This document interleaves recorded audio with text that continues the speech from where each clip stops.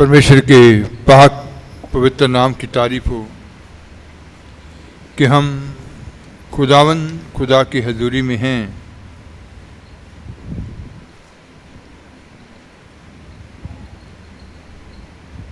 आदम जब अदन में था, जब खुदा की इच्छा में था,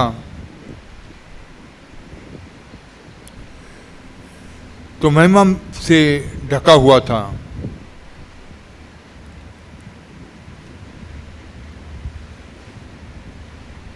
जब गुनाह हुआ तो उस महिमा को उसने खो दिया।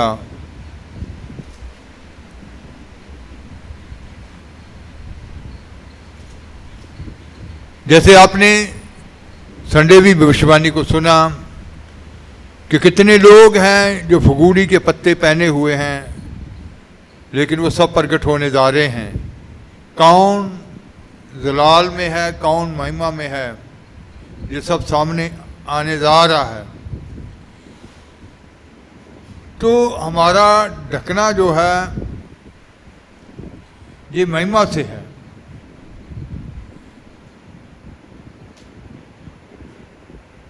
वो जलाल के वस्त्र, वो महिमा के वस्त्र पहने हुए होने चाहिए। पढ़ेंगे पहला इतिहास 16 बाब उसकी 27 है।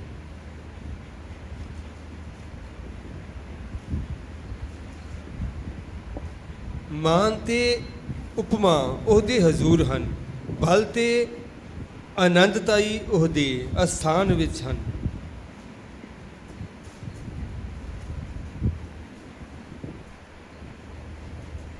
पहला इतिहास 16 बाब 27 है। उसके चारों ओर वैभव और ऐश्वर्य हैं, उसके स्थान में उसके चारों ओर वैभव और ऐश्वर्य है, ऐश्वर्य है। उसके स्थान में सामर्थ और आनंद है। उसके स्थान में सामर्थ और आनंद है। पंजाबी में भी एक बार फिर पढ़ देंगे। मान ते मान और उपमा ओहदे हजूर हन, उसके हजूर हैं। बल ते आनंदताई उसदे स्थान विच हन। बल और आनंदताई उसके स्थान के बीच में है।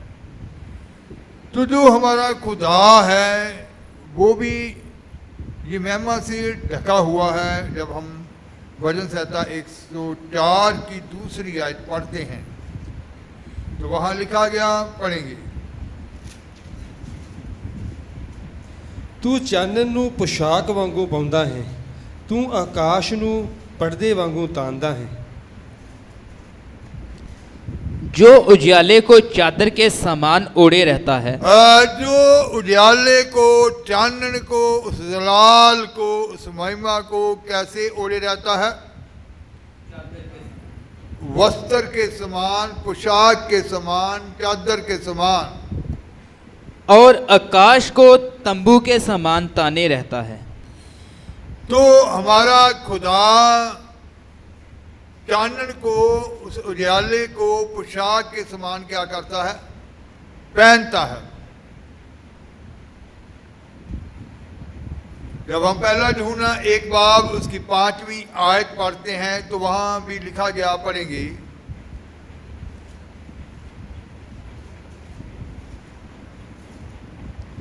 ਅਤੇ ਉਹ ਸਮਾਚਾਰ ਜਿਹੜਾ ਅਸਾਂ ਉਹਦੇ ਕੋਲੋਂ ਸੁਣਿਆ ਹੈ ਅਤੇ ਤੁਹਾਨੂੰ ਸੁਣਾਉਂਦੇ ਹਾਂ, ਸੋ ਇਹ ਹੈ ਜੋ ਪਰਮੇਸ਼ਵਰ ਚਾਨਣ ਹੈ ਅਤੇ ਹਨੇਰਾ ਉਹਦੇ ਵਿੱਚ ਮੂਲੋਂ ਨਹੀਂ। जो समाचार हमने उससे सुना, जो समाचार हमने उससे सुना और तुम्हें सुनाते हैं, और तुम लोगों को भी हम सुनाते हैं, वह ये है कि परमेश्वर ज्योति है और ये है कि परमेश्वर ज्योति है और उसमें कुछ भी अंधकार नहीं। उसमें कुछ भी अंधकार नहीं है। तो इसका मतलब है कि वो परमेश्वर, पौलुस भी इसके बारे में यही बात कहता है। जब हम पहला तिमोथेयुस 6 बाब उसकी 16 आयत पढ़ते हैं, उसको पहले पढ़ लेंगे। पहला तिमोथेयुस 6 बाब उसकी 16 आयत।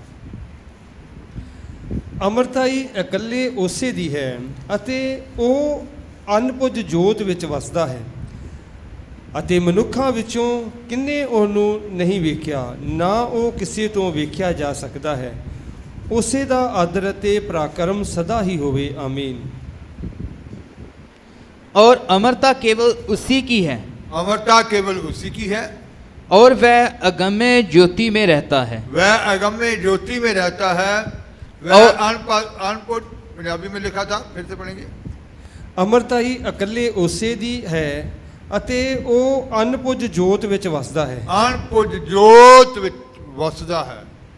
हाँ जी। और ना उसे किसी मनुष्य ने देखा, ना किसी मनुष्य ने उसको देखा, ना कभी देख सकता है। ना ही कभी उसको देख सकता है।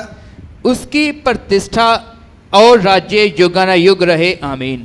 तो इसका मतलब है कि वो ज्योति में वास करता है। जैसे यूहन्ना ने भी कहा कि वो चानन है, वो रोशनी है, और अंधेरा उसमें बिल्कुल भी नहीं है। तो हमारा खुदा चानन को लिबास के समान पहनता है, चानन को, उस उजाले को। तो आज खुदा के चुने हुए लोग भी उस उजाले को पहने हुए होने उजाले को पहने हुए होने चाहिए। उस लिबास, ज्योति का लिबास या महिमा का लिबास, जलाल का लिबास पहने हुए होने चाहिए। आदम जब तक महिमा में था, जब तक उस जलाली वस्त्रों में था, जलाल से अलग हुआ, तब उसने जाना कि हम क्या है, नंगे हैं। कहता कि मैं तेरी आवाज़ सुन के डर गया हूँ क्योंकि मैं नंगा हूँ। उसने अपना नंगेज ढांकने के लिए फगुड़ी के पत्तों का इस्तेमाल किया। अगर खुदा की इच्छा हुई तो बाद में हम इसको भी ध्यान से समझेंगे कि जो फगुड़ी के पत्तों का इस्तेमाल करते हैं उनके अंदर कौन कौन से गुण होते हैं, वो क्या क्या काम करते हैं, फगुड़ी से ढकने का क्या मतलब होता है। तो इसका मतलब है कि आज चानन, जलाल का लिबास हमारे जीवन में होना चाहिए। ये लिबास उसकी हजूरी में है। तो इसको हम कैसे हासिल कर सकते हैं, कैसे इस चानन के लिबास को अपने जीवन में ले सकते हैं। तो निर्गमन कूच की किताब जब 15 बाब उसकी 11 आयत पढ़ते हैं तो वो लिखने वाला कहता है, पढ़ेंगे। ਕੌਣ ਹੈ ਤੇਰੇ ਵਰਗਾ ਹੇ ਯਹੋਵਾ ਦੇਵਤਿਆਂ ਵਿੱਚ, ਕੌਣ ਹੈ ਤੇਰੇ ਵਰਗਾ ਪਵਿੱਤਰਤਾਈ ਵਿੱਚ ਪ੍ਰਤਾਪ ਵਾਲਾ, ਉਸਤਤ ਵਿੱਚ ਭੈਦਾਇਕ ਅਤੇ ਅਚਰਜ ਕੰਮਾਂ ਵਾਲਾ। हे यहोवा, देवताओं में तेरे तुल्य कौन है? तू तो पवित्रता के कारण महाप्रतापी, तू तो पवित्रता के कारण महाप्रतापी है। इसका मतलब है कि पवित्रता के कारण ही हम वो महाप्रतापी बन सकते हैं। पवित्रता के कारण ही हम उस जलाल को धारण कर सकते हैं, उस महिमा के लिबास को हासिल कर सकते हैं। तू तो पवित्रता के कारण ऐसा लिबास पहने हुए है। तो आज हम पवित्रता के बारे में भविष्यवाणियाँ सुनते हैं, पवित्रता के बारे में प्रचार सुनते हैं कि हमारे जीवन में खुदावंद खुदा की इच्छा जो है वो हमारी पवित्रता ही की है।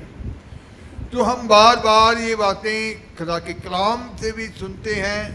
तो इसका मतलब है कि ये पवित्रता इसलिए ज़रूरी है कि हम भी उसकी तरह महाप्रतापी बन जाएं, क्योंकि लिखा गया तू तो पवित्रताई के कारण ही माँ प्रतापी है।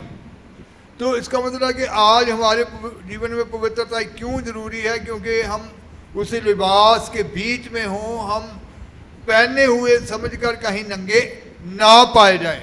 कहीं ऐसा ना हो कि हमारा नंगेज प्रकट हो, कहीं ऐसा ना हो कि हम आज तक यही समझते आ रहे हों कि हम उस लिबास को पहने हुए हैं या जलाल के वस्त्र पहने हुए हैं।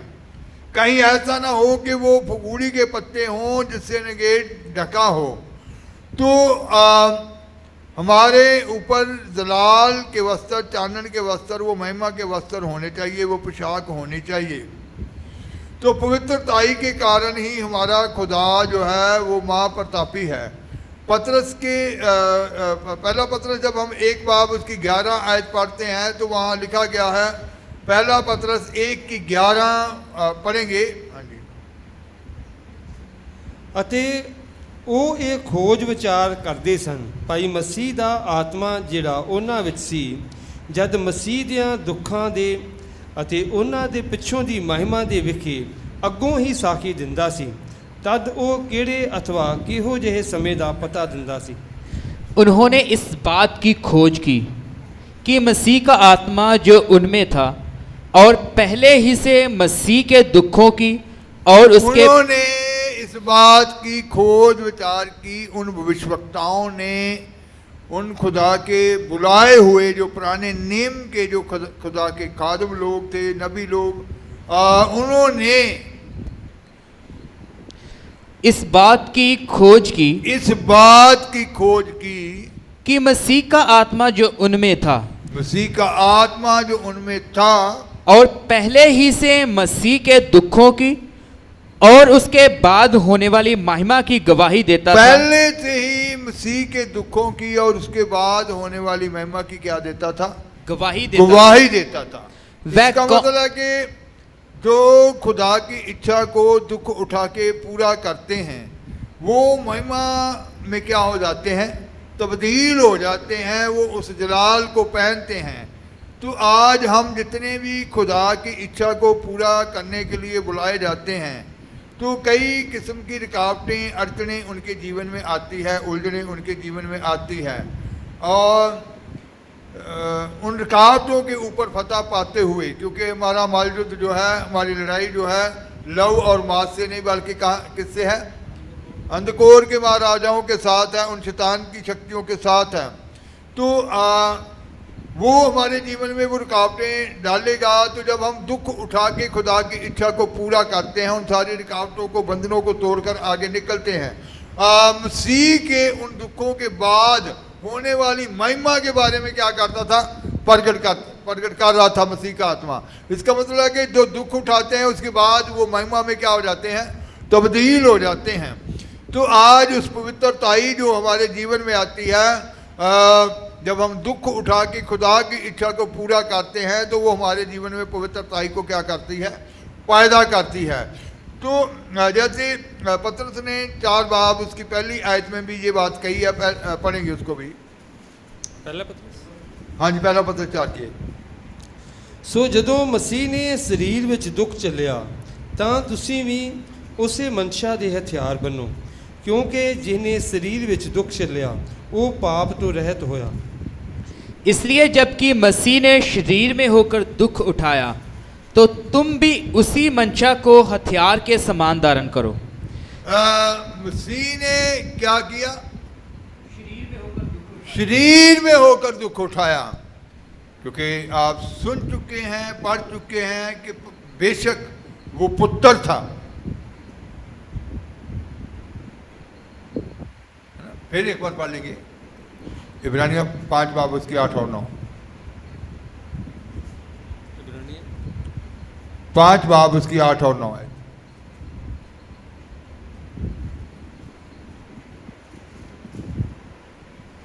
ਅਤੇ ਉਹ ਭਾਵੇਂ ਪੁੱਤਰ ਸੀ, ਪਰ ਜਿਹੜੇ ਉਹਨੇ ਦੁੱਖ ਭੋਗੇ ਉਹਨਾਂ ਤੋਂ ਆਗਿਆਕਾਰੀ ਸਿੱਖੀ, ਅਤੇ ਉਹ ਸਿੱਧ ਹੋ ਕੇ ਉਹਨਾਂ ਸਭਨਾਂ ਦੀ ਜਿਹੜੇ ਉਹਦੇ ਆਗਿਆਕਾਰ ਹਨ ਸਦਾ ਦੀ ਗਤੀ ਦਾ ਕਾਰਨ ਹੋਇਆ।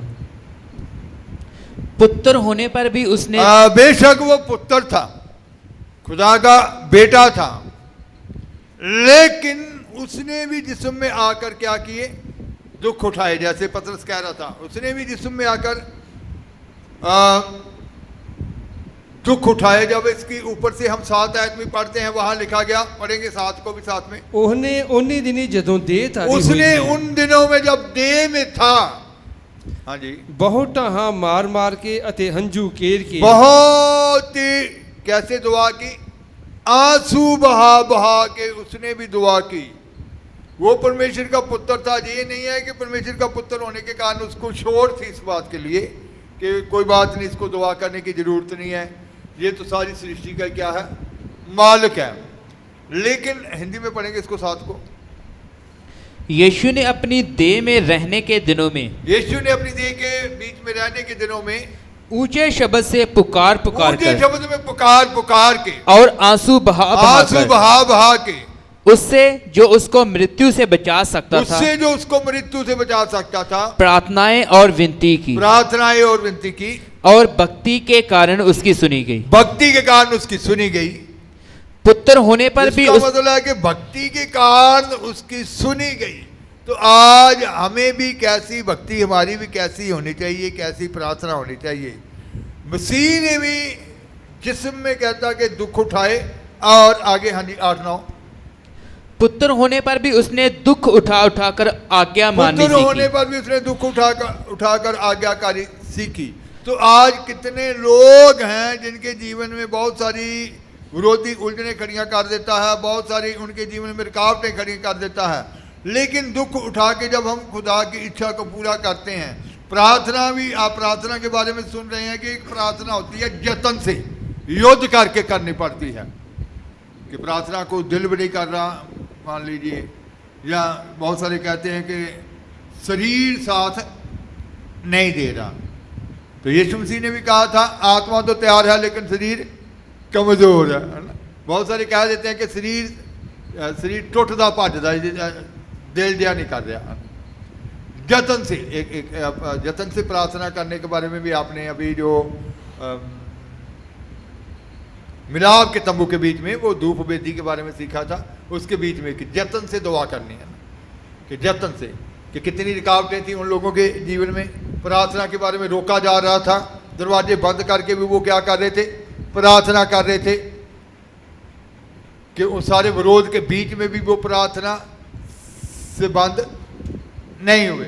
तो इसका मतलब है कि दुख उठाकर उसने भी वो आज्ञाकारी करनी सीखी, है ना। दानियल ने भी जब वो लिखत के ऊपर सही पै चुकी थी, फिर भी वो 3 टाइम क्या कर रहा है, दुआ कर रहा है। इसका मतलब है कि कई बार हमारे इर्द गिर्द ऐसे माहौल होते हैं, लेकिन हमें उन माहौल से डरना नहीं चाहिए, और खुदा की इच्छा के बीच में तो पुत्र को भी दुख उठा के परमेश्वर की आज्ञाकारी करनी सीखी, ताकि जो उसके आज्ञाकार हैं उनकी गति का क्या हो जाए, वो कारण हो जाए, उनकी मुक्ति का कारण हो जाए, उनके छुटकारे का कारण हो जाए। तो अब हम वहाँ पत्रस में आएंगे 4 बाब में।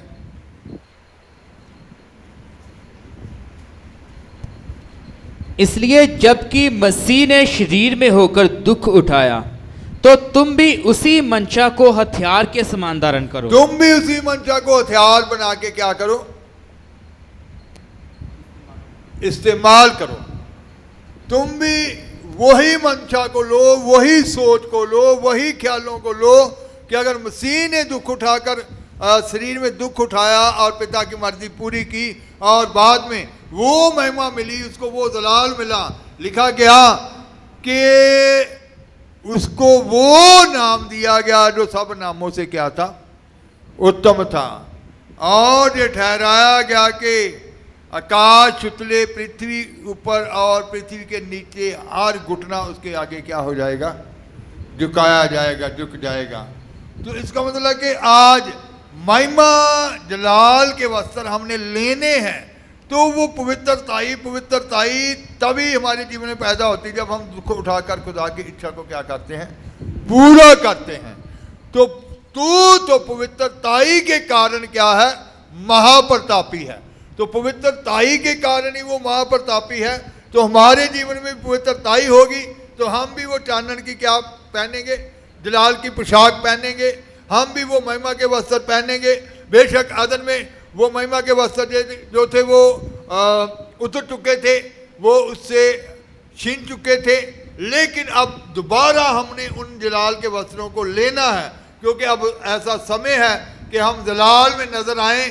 कहीं ऐसा ना हो कि फगूड़ी के पत्तों में नजर आएं और आज तक हम ये समझते आ रहे हों कि हम भी वस्त्रों के बीच में ही हैं। तो महिमा के वस्त्र लेने हैं तो फिर पवित्रताई अपने जीवन में लेनी है। तो जैसे दुख उठाने के बाद यीशु मसीह के जीवन में वो महिमा प्रकट हुई, हमारे जीवन में भी वो महिमा प्रकट होगी। हमें भी खुदा उस महिमा में लेकर जाएंगे, हमें भी उस महिमा में लेकर उस जलाल में लेकर आएंगे, क्योंकि अब वक्त आ गया कि हम उस जलाल में क्या हो, नजर आए।